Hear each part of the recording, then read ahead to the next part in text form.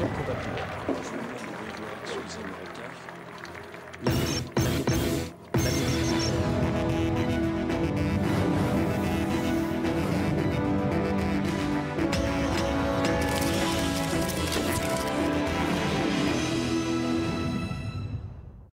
le savez, la France est le seul pays européen à ne pas avoir adopté de plan de rigueur. Parce qu'en temps de crise, il faut savoir se montrer généreux. Et la France doit se montrer solidaire avec nos voisins moins bien lotis que nous. À ce titre, Carla et moi avons décidé de recevoir régulièrement à l'Élysée les plus démunis d'entre nous. Ce matin, nous avons inauguré cette bonne action avec le président géorgien Saakashvili et son épouse Sandra. On leur avait préparé un petit repas chaud et on leur a donné un sac de vieilles affaires qui au départ était destiné à Emmaüs. Regardez comme ils sont contents. Faut dire qu'il lui va comme un gant ce vieux costume bleu pétrole de François Fillon. Et elle, comme elle est jolie, c'est un peu comme si elle avait fait les soldes avenue Montaigne, hein? Regardez ce petit haut en dentelle très sexy que Nadine Morano ne peut plus mettre. Et le vieux Vuitton en peau retournée de Rachida. Là, elle va pouvoir crâner en Géorgie devant ses 18 frangines. Voilà, c'est tout droit à la sortie. Allez, c'est bon maintenant, hein. Le problème, quand on est trop généreux avec les pauvres, c'est qu'ils s'incrustent. Allez, du balai, les Romain Michel, hein.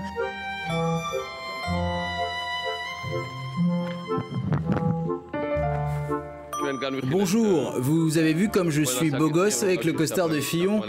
Bon, la cravate, c'est vrai qu'elle n'est pas dernière tendance, mais Nicolas m'a dit qu'elle avait appartenu à Jean-Louis Borloo. On peut pas tout avoir. Aujourd'hui, au moins, j'ai un costume. Hier encore, je marchais pieds nus dans les rues de Tbilissi. Et puis ma femme et moi, on a eu le droit à un repas chaud, alors vraiment, je peux pas me plaindre. Vous savez qu'hier, ça a chauffé entre Angela et moi, hein. Elle a annulé le dîner parce que les Allemands ont plus une thune pour recevoir les chefs d'État de mon standing. De toute manière, vous pensiez vraiment que j'avais envie de passer une soirée avec elle? Oui, c'est vrai, j'ai été obligée d'annuler ce dîner. Nicolas Sarkozy n'a toujours pas compris qu'on est tous à la dèche en Europe et que l'euro se casse la gueule. On peut plus suivre.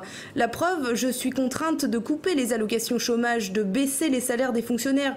Mais le plus grave et certainement le plus dur pour tous les Allemands, c'est que vous allez être obligés de rouler en voiture française. Désolé.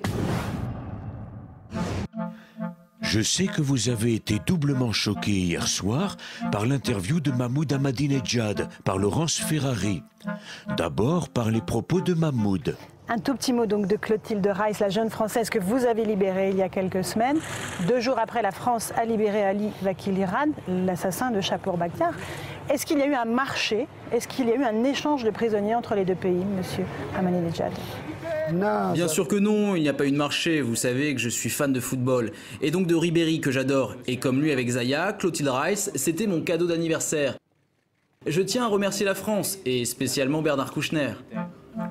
Mais le plus choquant, c'est le voile de Laurence Ferrari, au moment même où je demande l'interdiction du port de la burqa en France. Elle dit avoir été contrainte de le porter pour se plier aux exigences du pays. Tu parles? Et comment ils font dans les autres pays, hein? Ils se plient aux exigences pour faire plaisir au pouvoir?